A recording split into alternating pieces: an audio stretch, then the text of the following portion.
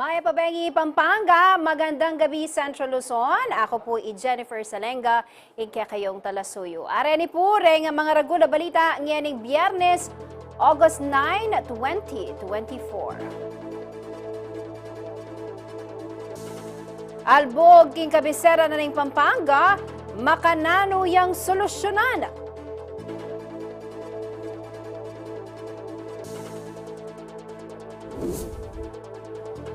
Pamagsadya para kang Giant Lantern Festival 2024, may gumpisa na.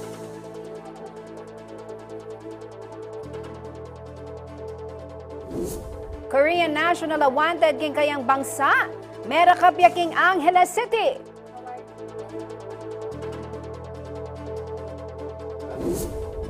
Isabong, pinag-aaralang buhayin ng kamera at PCSO para maibsan daw ang epekto ng Pogo ban.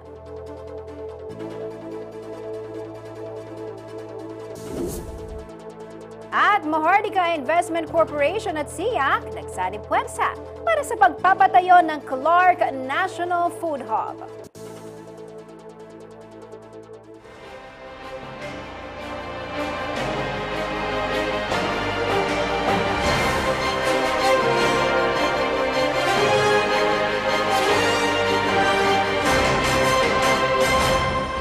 Nakaramdam kami ng hirap. Dala ng tubig na maiinom. Ngunit ang mga senyales na lang mas marakal. Miyaliwang aktibidad. Nakabalen, mga karehiyon at Gana ning pandemya,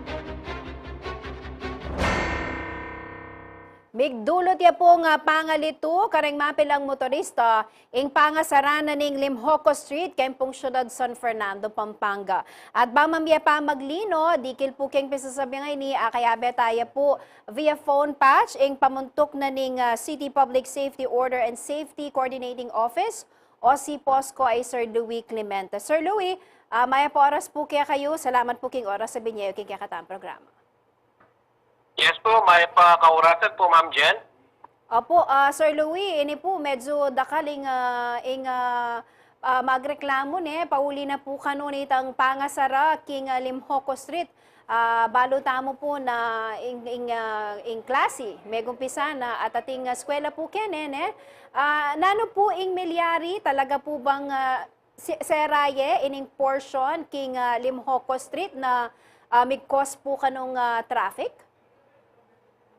Opo, may katanggap kami pin pong complaints regarding kareng pengari, amanat pong estudyante, kaya pong eskwela na, ini pong kening sure values, regarding pin po ketang sa Aramia po, or malang kaya po sa Saramia, itang dada na itong King Vega, or itang papunta kay Limhoco Street, papunta po kay King Barangay Lourdes. So, sa Saramia po ito, during the morning na nung nuka rin lulubla po rin mag-aaral tamo kay King Sure Values.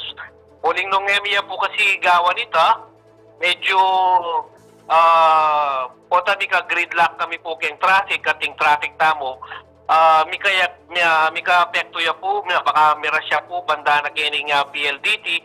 Ako naman po papunta na king city proper. That is the reason po nung bakit sa Sarami ita palangabak. Pero on a case-to-case basis niya mo pong gagawa nita, uling na yung malwalas naman po, makabuklat siya po ita.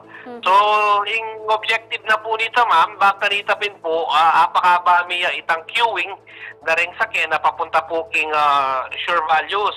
We should take note, ma'am Jen, ita pong area crossing niya. Crossing niya po. So, kaya kalan po ka rin lulog sure values, karin na po dati dadalan. Itang normal condition, ma'am, pwede la pero po tapon talagang sabi-sabi, sita pong apakamaranong lungobla, o kaya itang kaugto na manatad, pong mamagluan na rin ang pang-abak, gagawa ya pong talagang traffic mabayad. At syempre po, ingiwasan tamok yan, itang kailangan niya po may kaka-gridlock, bang kanita, aliya po maging malawak itang kayang epekto kay traffic within the city proper. Baka na nyo po ikit itang meging kay na Sir Louie epekto na ano ka rin po wari minabot ing traffic nung area po isara itang portion na ning King Limhoco. Opo. Ini pong ganan na sa Sarami, Ma'am Jen, kaya po ini, mga 70 to 80 meters siya mo po. May po, bali pala mo, lumanipatan po, tamo po king banda King SL, mag-turn right ka, kalwal mo, magkaili ka, malapit na po kayong sure value. Sa nyapit po siguro, mimimuha na rin yung pengari, uling kalapit na mo, miras la pang, may dadalala pa yan, para dumurot kayo king malapit na munisipyo. Ing malilyari, Ma'am Jen, kaya tang gagawan mi, naman po talaga, maging continuous po ing traffic. But then again, syempre, ready po pa ang pengari manat, talagang medyo muwala po kanita, uling lumaot na, instead na mag-travel na 5 minutes papunta kaya ng eskwela, minaragdagan nyapin po, uling dumurot na pa.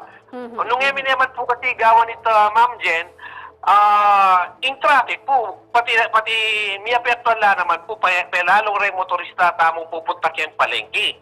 Makanyan niya naman po, itang king rin motorista ta naman pong manipatan po king Pampanga High School.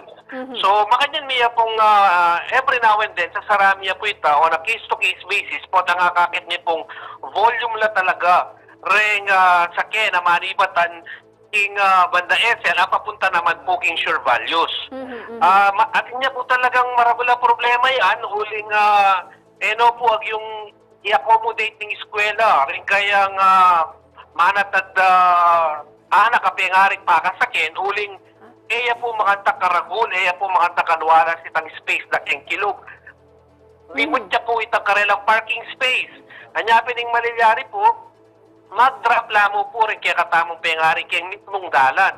Ing dalan po ka rin, Ma'am Jen, kantidadya mo po nga doang sakin. Anya nung magparada yung pagkinggiling manatad anak, talaga pong makompromiso po yung traffic. Anya nung emi naman po gawan itang reklamo mas mabayad po yung danasandang traffic. Kasi ita pong few seconds pa mag-drop, maragul na po epekto ito, Sir Louie, king traffic flow. Pero ita pong volume daring sakyan, may ka-add up ya po kasi pisasabihan tayo po itang dalan king PNR na dati allowed naman ding sakyan na lulub ka rin. Pero ngeni po sarado ya ito, may ka-add up ya po ba ita? Kaya tang dakal daring volume daring sakyan dadalan, kaya pong particular area nga ita?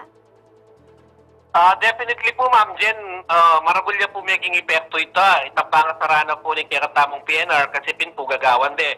Dati-rati po, Ma'am Jen, depong sedan makadalan lang ka rin. Repon tricycle, depong three-wheeler, motor at single makadalan lang ka rin.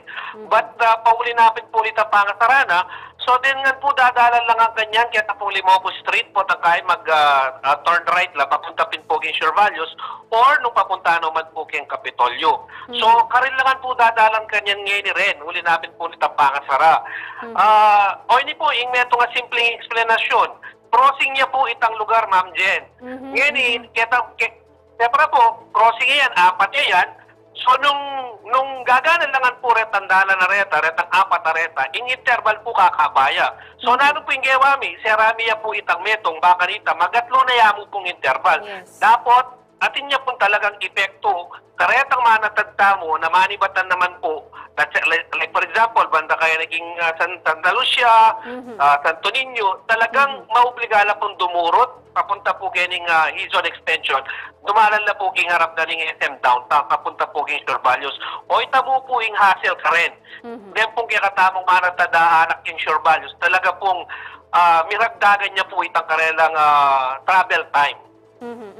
Opo, makanano tayo pong kaya masolusyonan ini, Sir Louie, pero ing malinaw mo po, may sasaraya, during itang time, lulubla po talaga ring anak kasi crossing niya pin po yan at may paintagon itang school talaga, karin niya po, medyo alanganin niya talaga itang pwesto na ne. Atin po bang pamisabi with the school? Kasi if I remember it right, prior po king pa magumpisa na ning pasukan, Sir Louie, ikayo po mismo, ang si POSCO, may kipag-coordinate kayo kareng schools, ne? Bangka nita, itapin po, apis sabihin masalese, itang nung kailangan dang assistance, at ing malalyari po ngay ni, bala mo, mababulagala pa rin pengari, magreklamo, king maging epekto na pin po nining gagawan tamo. In totoo na po, Ma'am Jen, documented po itang kami maging coordination kaya natin ko po sulat karela, may pag-meeting kami po karela, ing offer mi pin po nung natin lapang buring development plan with regards to traffic, pwede kayo po sumao. At ini pong gagawan ming ini ketang traffic flow, Ma'am Jen. Naman po makalingad king migibandi king eskwela, king principal po. Pepabalo miya po ita. At may ito pa itong maging request mi karela na sopan da kami mag-disseminate ka rin pengari na balang abak pin po ang popupotan talaga ng ating pamangailangan makanitaya po yung gawan mi. So minyat kami pong sa karela to disseminate ita pong scheme magagawan mi, but then again on a case-to-case basis siya mo po. But apparently, siyempre po, kung naman po sisisyan din pengari, uling talagang bigay silang maranon po, takay, malilate lang pa rin anak ko, kaya talagang kakainit lang, kaya pa mag-travel daw, uli namin po ng traffic. But again, kailangan tamo po tandanan, we can only do so much. Nung ita pong kasing lugar, makanya po location, dita limitado na po rin ang gawaming solusyon. Not unless po talagang like for example, dagdagan daw po rin karelang parking space o kaya po makaisip ka po ng liwang paralan ng migibandi na nung pwede ditang schedule na ng karelang pa mag-displace, schedule na ng karelang pa mag-loop, medyo matweak ya, data po makanyan. So kami po panigay mag-coordinate karela, but again, itapin po uli na nitang location na ng eskwela. At kay ba't itang ating po kasing trend na medyo darakala naman po rin karelang estudyante. So talagang kailangan po nga di na niyang panahon ini, pakapanigaralan niya po ni Magibantiking Eskwela, uling, na po biro-biro ing volume na rin sa kina pupunta po kay king Ciudad San Fernando. Burigo mo pong kaya po, taliya po isolated din yung problema na ngayon din ng katamong eskwela, ang babanggitan, halos po rin major universities tamo po ang pumapilan ng eskwela, magka-problema lang naman po kayong traffic, pero patunggal-tunggal po sa solve na, Jaita, inipin po gaining sure value, siya pong talaga medyo maragula challenge because of the situation and the location of the school building. Alright, dakala salamat po, Sir Louie. Siguro kailangan tana mong mag-adjust, bang kanita po, para parehong mayabala, kuling sabi yung puking kasalungsungang sitwasyon, medyo challenging yung arapan. But then again, ita po sigurong pa mag-adjust na mo, gawan na rin kaya katamong motorista. Dakala salamat po, kaya kayong oras, Sir Louie. Yes, Ma'am Jen, dakala salamat po. Kaya kabalan, Sir Louie Clemente, pamuntok na po ng si POSCO. Mutatamo po karengalwang balita, may aresto ya ing metong Korean national king kayang bale king Barangay Santo Niño, Angeles City anya pong Martes, August 6. Ing Bureau of Immigration o BI Fugitive Search Unit o FSU, ing mendakap king suspect kay Kim Jong-sik, 55 anyos, wanted po king Seoul, South Korea, king kasong pamaglabag king copyright law ning kayang bansa. Agpangkang Immigration Commissioner Norma Antang 5 at inyang warrant of arrest ni Kim ibat king Busan District Court anyang October 2022. Dagdag na, mag-issue yan namang red notice ng International Criminal Police Organization o Interpol laban kang Kim anyang tutuking bulan. Agpangking BI Interpol, mag-operate yung Korean language streaming service kay Pilipinas si Kim maniba 2013. Ang mag-offer pelikula at entertainment shows, may yakwang alang permiso king mikibandi king copyright. Mamayad no mga kanong 4,000 pesos balang atlong bulan ding subscribers ng illegal site. Makasukol na ni ing suspect king camp Bagong Diwa, Taguig City, kabang paninaya na ing kayang deportation. Maka-blacklist na rin ni Kim king immigration at makabalik king Pilipinas.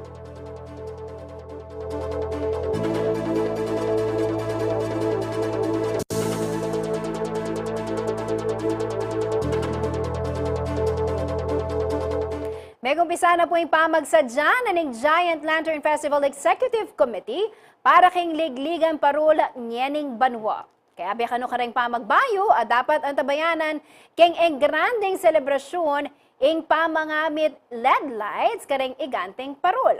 Mamalita ay JM De Jesus. Kulang metong bulan bawing pamaglob na ning Vermonts, panamdaman na yung Christmas spirit kaya ni Ciudad ni San Fernando, Pampanga.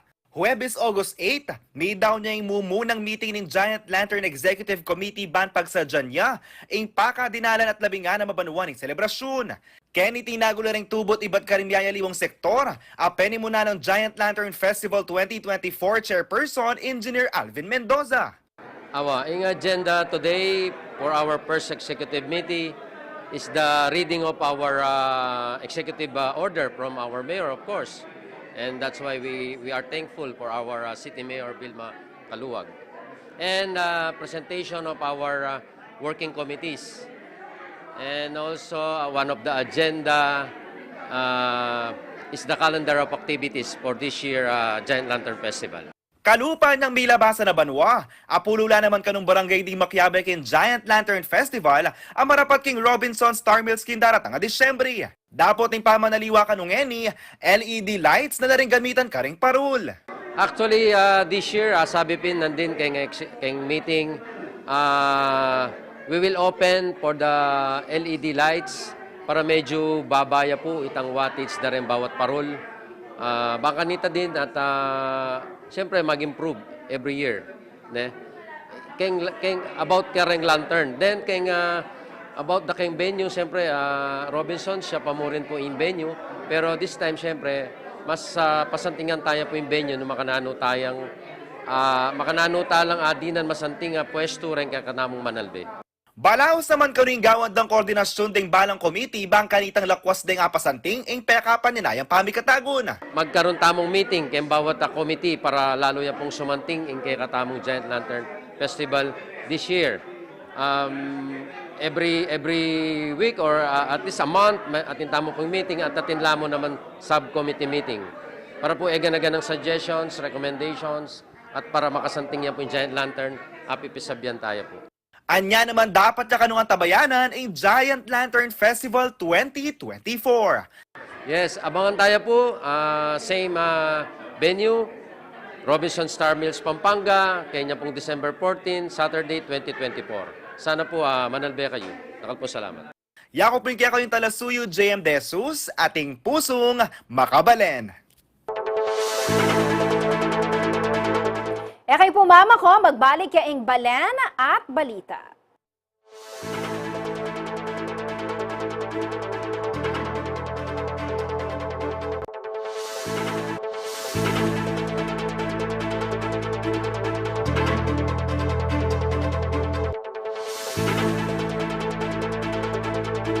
Hindi ka kabalen. Atakpan mo na ba yung kamaro? Nung halipa, subuknan mo na uling siguradong metong mo yung sakyan mo. Kanyaman!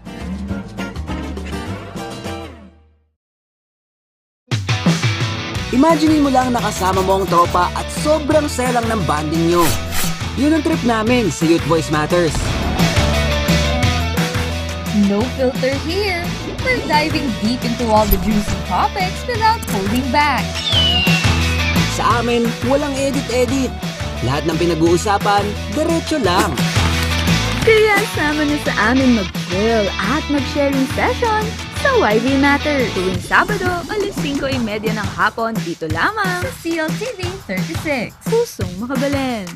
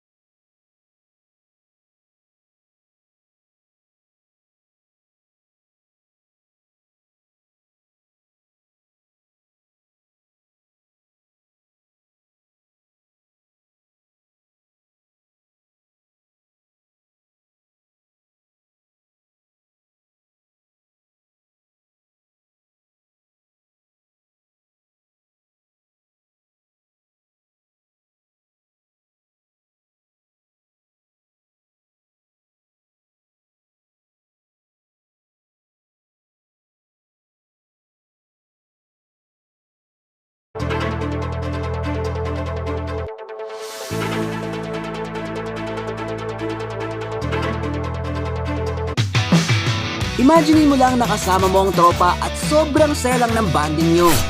Yun ang trip namin sa Youth Voice Matters. No filter here.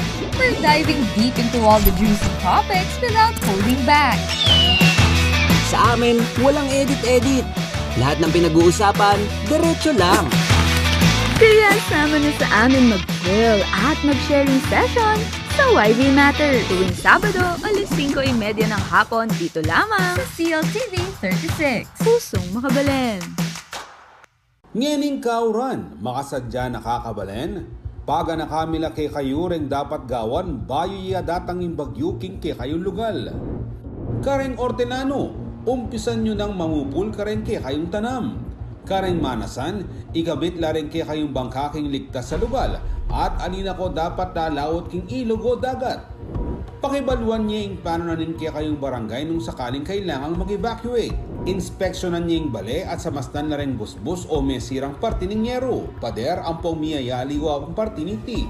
Ikanalaking ligtas sa lugar ding sese yung ayok. Kargal na rin flashlights, debateryang radyo at cellphone. Magsadyang kandila ang pong kasapego o lighter. Manipon kayong danumay numan ang pong manipon mo namang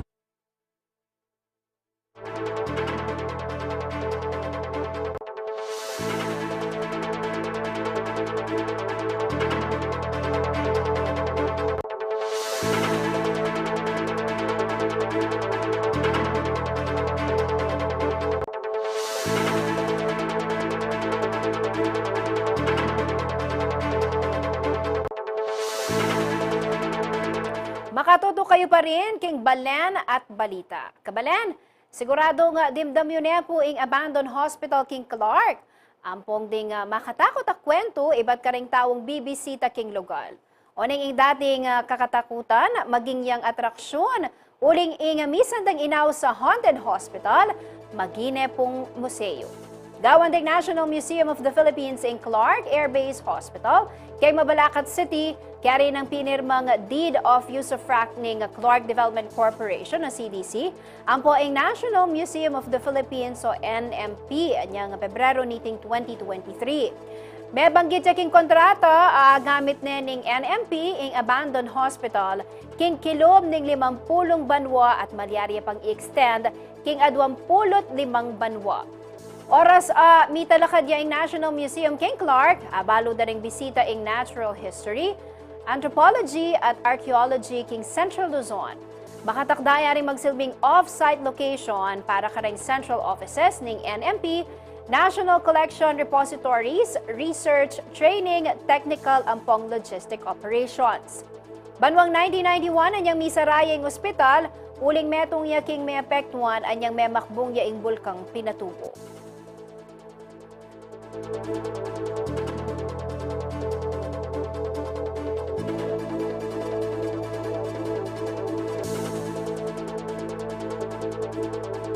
Samantala, kinwadala ang pong niligtas ding kwa pamisalida po ring illegal puppy breeders king Barangay Lourdes Sur, Ciudad Angeles. Mera pati iti kapamilatanan ng rescue operations penimuna na ng City Veterinary Office at ng Traffic Development Office ng Ciudad niya ng Biyernes, August 9. Idaladala kano ng asal barang kwa king Veterinary Office ng Angeles City nung ka rin din ang dalang complete vaccine bayo dala ilipat king Adoption Center para kareng bisang manampun. Agpangking pamuntok na ning syudad ay Mayor Carmelo Pogi Lazadin Jr. dapat lang kumang permit ng dog breeders at sellers king munisipyo bang asiguro ing kaligtasan daring ayop. King makanining paralan kano makaiwas lamo rin ding memalen king rabies.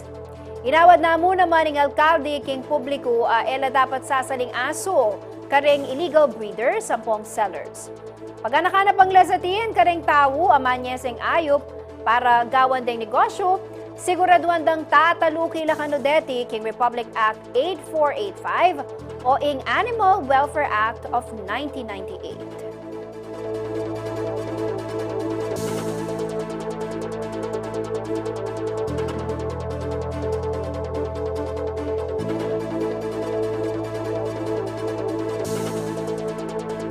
Sa iba pang balita, lumagda sa Memorandum of Understanding ang Maharlika Investment Corporation o MIC at Clark International Airport Corporation o SIAC para sa pagpapatayo ng National Food Hub at pagpapaunlad ng flagship project sa loob ng Clark. Ginanap ang MOU signing sa Bonifacio Global City, Taguig City ngayong Biyernes, August 9. Pinirmahan ni na MIC President at Chief Executive Officer Rafael Cansing Jr. at SIAC President at Chief Executive Officer Ari Perez ang MOU kasama si Secretary Frederick Go, ang Special Assistant to the President for Investment and Economic Affairs. Ayon kay Perez, ang pakikipagtulungan sa Sovereign Wealth Fund ng bansa ay magbibigay ng suportang pinansyal na kailangan upang mapahusay ang pagpapaunlad sa Luzon Economic Corridor. Layon umano ng collaborative funding na ito na makatulong sa pagpapaunlad ng isa sa 7 proyekto ng SIAC gaya na lamang ng National Food Hub. Pinapakita rin umano ng kasunduan ng suporta ng MIC sa iba pang flagship infrastructure project sa Clark at mga kalapit na lugar nito. Itinatag ng Republic Act No. 11954 na kilala rin bilang Maharlika Investment Fund Act of 2023, ang MIC na siyang responsable sa paggamit ng MIF para sa pamumuhunan at pagtukoy sa mga proyektong maaring makapagbigay ng sustainable return of investment. Matatandaang nito lamang August 2, lumugda rin ng isang kasunduan ang SIAC at Pampanga State Agricultural University o PSAU para sa collaboration nito hinggil sa 8.5 billion pesos na National Food Hub na itatayo sa 62 ektarya ng lupa sa Clark Civil Aviation Complex. Samantala, bukod sa National Food Hub, binanggit din ni Perez ang iba pang kabilang sa 7 flagship project ng SIAC. Kabilang sa mga ito ang World Convention and Events Hub, Urban Renewal and Heritage Conservation Project, direct access link to the Clark International Airport, the new SIAC headquarters, upgrading of road network and facilities, at detailed site development plan of the second runway.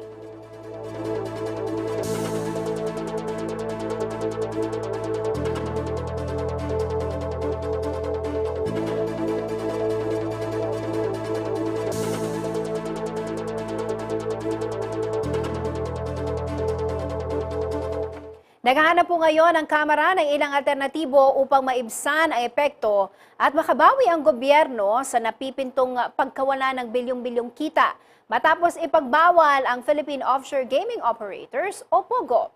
Isa na rito ang panukalang buhayin muli at gawing legal ang e-sabong na matatandang ipinagbawal noong 2022. Narito ang detalye. Dahil sa nakaambang na pagkalugi ng gobyerno kasunod ng pagbabawal sa Philippine Offshore Gaming Operators o POGO na iniutos ni President Ferdinand Marcos Jr. sa pinakahuli nitong State of the Nation Address o SONA noong July 22, lumutang ang mga suhestyon na buhayin muli at gawing legal ang e-sabong.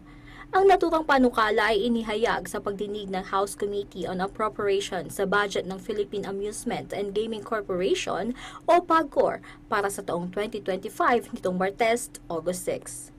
Dito, tinanong ni OFW Representative Marisa Magsino si PAGCOR Chair Alejandro Tenco kung posibleng gawing legal ang e-sabong. Dapat po para maka-generate ng funds, if it will really be there, baka naman sakali na pwede tayong magkaroon ng lisensya o batas tungkol dito kasi it's prevalent and it's happening, pandagdag po sa pondo ng PAGCOR. Sagot naman ni Tenco, handa silang sundin anuman ang isasaad ng batas. Kung maisa sa batas, ay susundin po namin dahil lumalabas po jurisdiction po ng PAGCOR yung online sabong. Online. So kung magkakaroon po ng batas na paintulutan muli ang online sabong, ay patutupad po ng PAGCOR yung nasabing batas. Ayon sa opisyal, umabot sa 6.2 billion pesos ang kita mula sa e-sabong sa loob lamang ng isang taon mula April 2021 hanggang April 2022. 70% ng gross income mula rito ay kanila raw ibinigay sa Bureau of Treasury, gayon din sa iba pang ahensya bilang ambag sa mga proyekto gaya ng Universal Healthcare at Renewable Energy Trust Fund. Sa usapin naman ng POGO, tinataya ng PAGCOR na nasa 7 billion to 7.5 billion pesos ang annual revenue na maaaring mawala sa gobyerno dahil sa Pogo ban. Kaugnay nito, inatasan ni Magsino ang ahensya na magsumite ng briefer sa komite hinggil sa mga potensyal na kita mula sa pagsasaligal ng isabong dahil nakatakda umano itong talakayin sa 2025 General Appropriations Act. Sang-ayon naman dito si Deputy Speaker and Quezon Representative David Suarez. Aniya, ang tradisyonal na sabong gayon din ng isabong ay isa umanong billion-dollar industry. It's an opportunity, I think, that we can look into just to define which agency can properly manage and monitor. Because one thing that we need to accept, number one, it's happening. But the problem is, government is not earning because they're operating illegally. So the question is now, for us, how can we properly stop this, regulate it, and put it in such a way where government can earn income? Gaya ni Magsino, inatasan ni Suarez ang Legal Division ng Philippine Charity Sweepstakes Office o PCSO na gumawa rin ng isang position paper na naglalaman ng potential revenues ng gobyerno sakaling maging legal at ma-regulate ang isabong. Aniya, makatutulong ito hindi lamang sa income loss na dulot ng Pogo ban, kundi maging sa pagkawala ng trabaho ng nasa 25,000 hanggang 35,000 na manggagawa. Ang isabong o online cockfight gambling ay matatandang ipinagbawal ni dating Pangulong Rodrigo Duterte noong May 2022 kasunod ng pagkawala ng 30 sabongero na sungkot umano sa operasyon nito.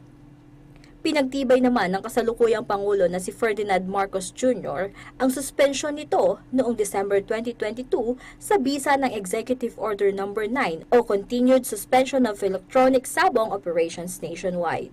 Samantala, mariing tinutulan ng ilang mambabatas ang panukalang buhayin muli ang isabong.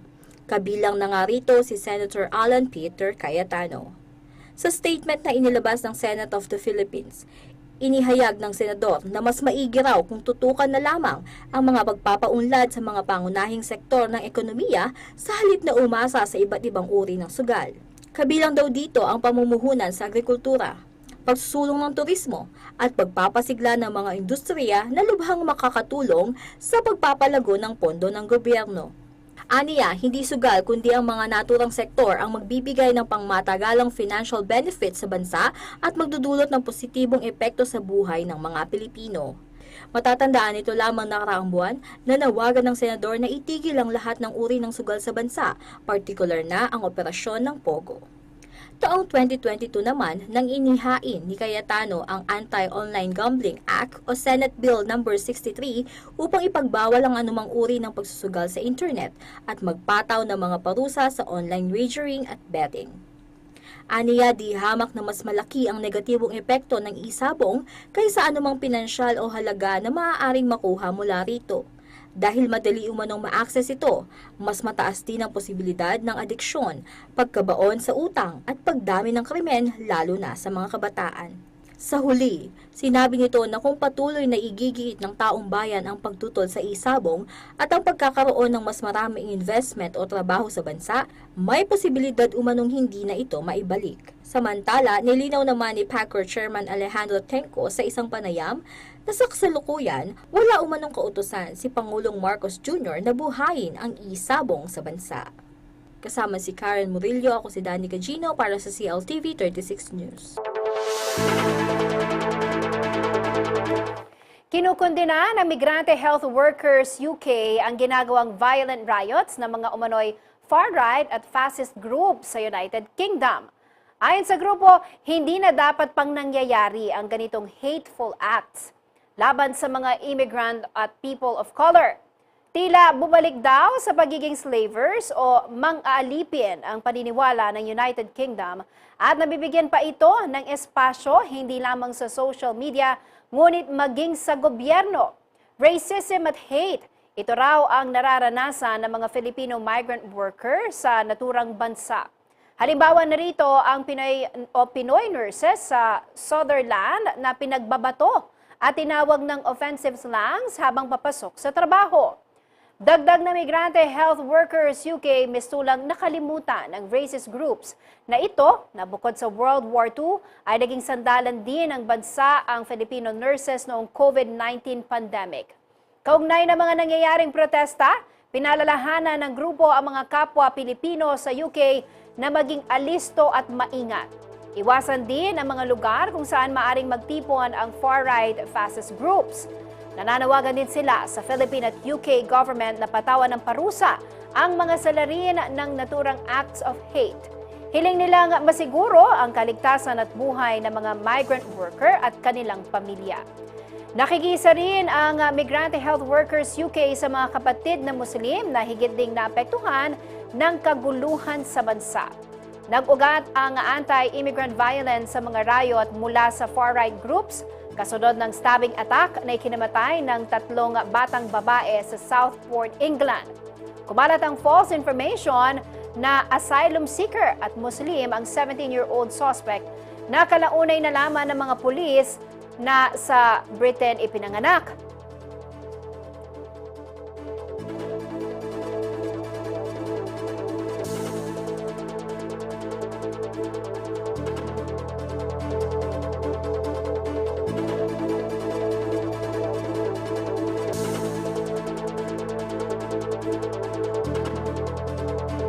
Kaya pumama ko magbalik kay Balen at balita.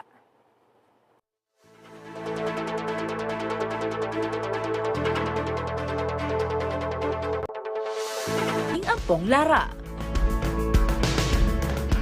Oy tana, atin nakasisig na ni Angeles. Birnamo, solve na ka.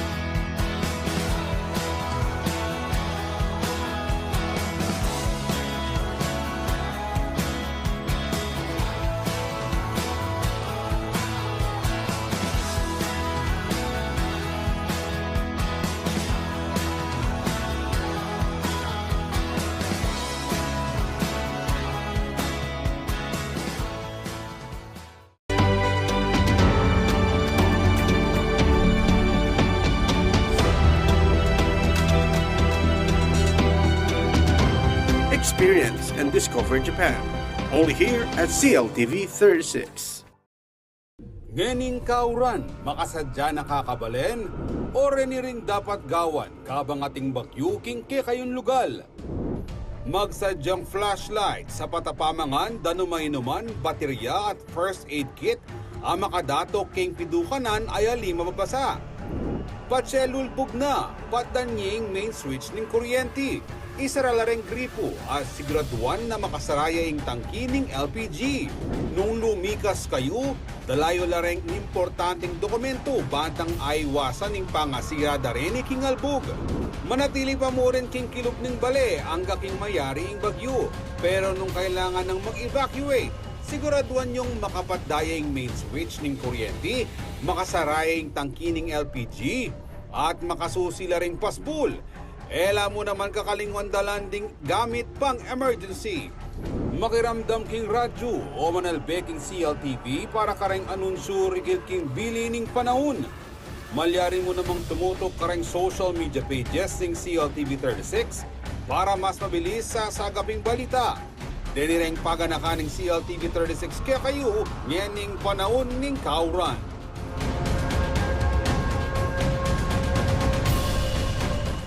Nino naman mo yung eme kibalo kim peka pamusong pamangan kayong mabilog ayatu ameni batan kete syudad Angeles, Pampanga. Apin iniing metong karingsang kanong bakit ning Kapampangan, balo dararing sabla ang mga galing karas king pa magluto. O balo yun ako nano yung amanwan ko. Wa, isuka, ing Kapampangan's pride as sisig. Inyapang banwang 1732, agpangking diksyonaryo ni Kastilang Fraile Berganyo, kanita de paamano ning sisig aburi ng sabyan is to snack on something sour. Anya naman bayo na pa may uso ng miyayaliwang versions na nini, ing metong kaning sinikat, ing sizzling sisig na ning Angeles. O rin ring sangkap bang kanita makakapagluto ka ring sizzling sisig. Mantekilya, kalamunting, asin, betchin, larang inanis, deldak apaminta ning nang aatenan ning manok, sibuyas ang popang ning nang aligang babi. Sa kami igogo kaya binaningning nang aatenan ning manok. Bulos mo yung dakala sibuyas, kay ba't pulisan mo yung mantikilya yung kaya sizzling plate, tsaka may ibulus yung sisig. O, daramdaman mo ning sasalit-sit iluluto mong sisig. May kakalingwan ng kalamunding ang pong lara. Oy tana, atin na kang sisig na ning Angeles. Birna mo, sold na ka.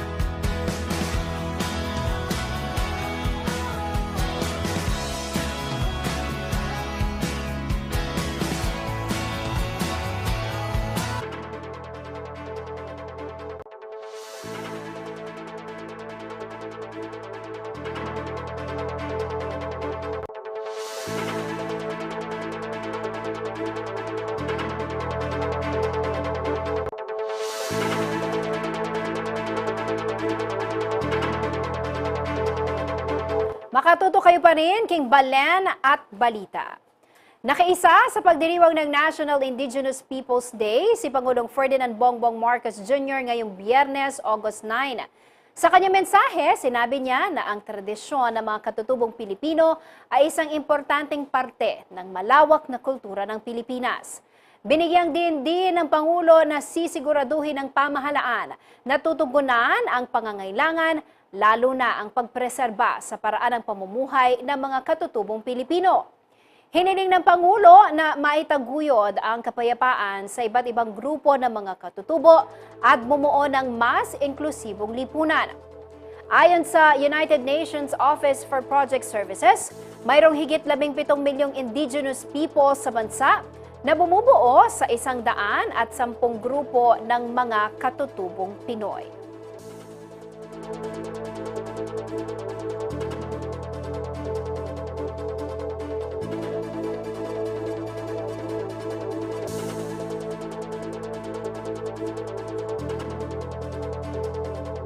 Sa iba pang balita, naghahanap na raw ng ibang mapagkakakitaan ang mga mangingisda ng Limay Bataan na apektado ng oil spill. Ang Bureau of Fisheries and Aquatic Resources o BFAR Region 3 naghatid na rin ng tulong para matiyak ang kanilang muling pagbangon. Magbabalita si JM De Jesus.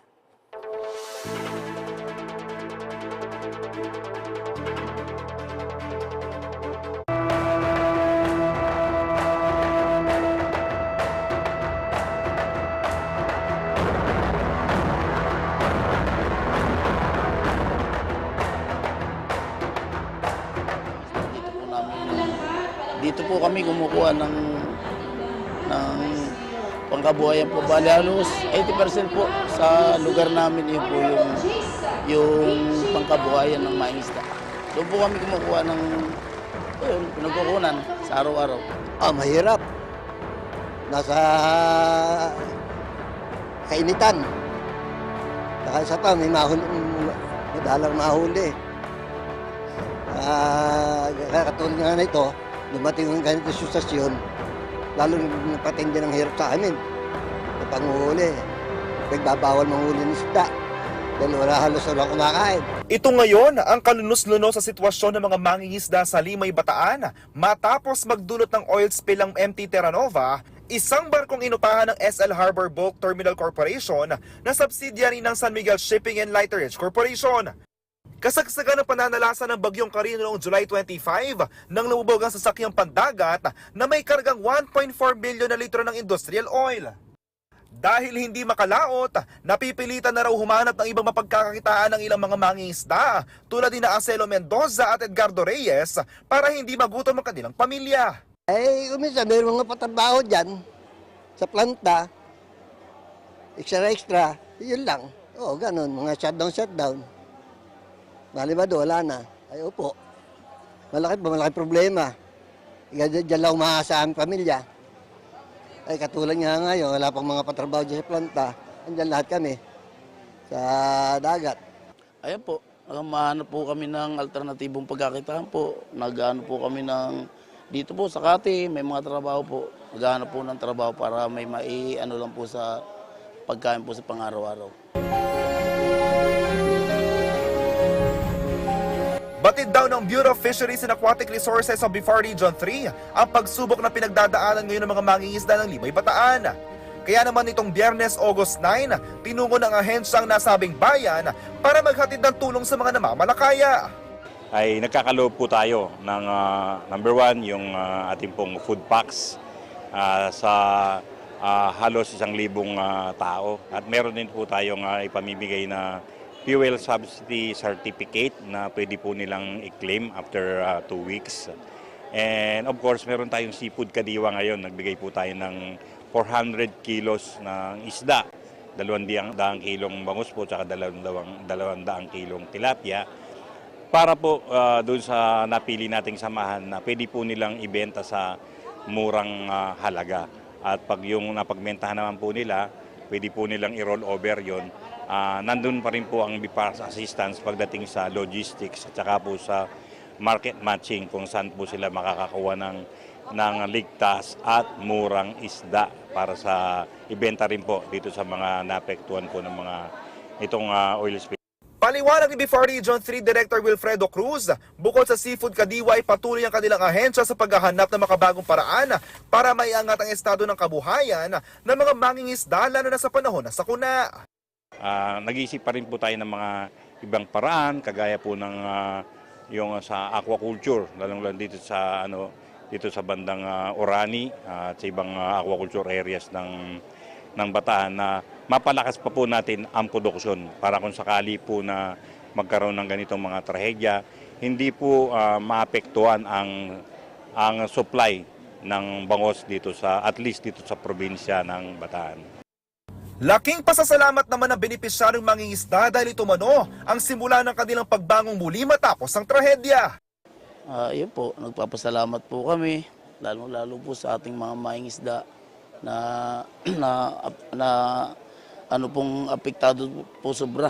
Super po. Hindi po natin maano yung mga saloobin po nila. Talagang kung i-interviewin po natin sila, baka siguro po samot-samot yung mga magiging paliwanag nila. Malaking papasalamat kami sa tulong na ibibigay sa amin sa amin barangay at sa buong ng Limay. Malaking taluagan sa amin. JM Desus, CLTV 36 News. Siguradong mapapa-like it na naman ang mga Filipino stays o fans ng K-pop boy group na Stray Kids dahil magbabalik ang mga ito sa Pilipinas para sa kanilang world tour na Dominate. Gaganapin ang kanilang concert tour sa Philippine Arena sa Bulacan sa darating na November 23, 2024. Matatanda ang huling bumalik ang grupo noong December nang dumalo sila sa 2023 Asian Artist Awards na ginanap din sa Philippine Arena. Magsisimula po ang pre-sale ng kanilang tickets sa August 13 at 14 habang ang general sale ay nakatakda sa August 15. Aabot sa 16,500 pesos ang halaga ng ticket para sa VIP Soundcheck Floor category, habang 2,000 pesos naman ang pinakamurang ticket para sa upper box.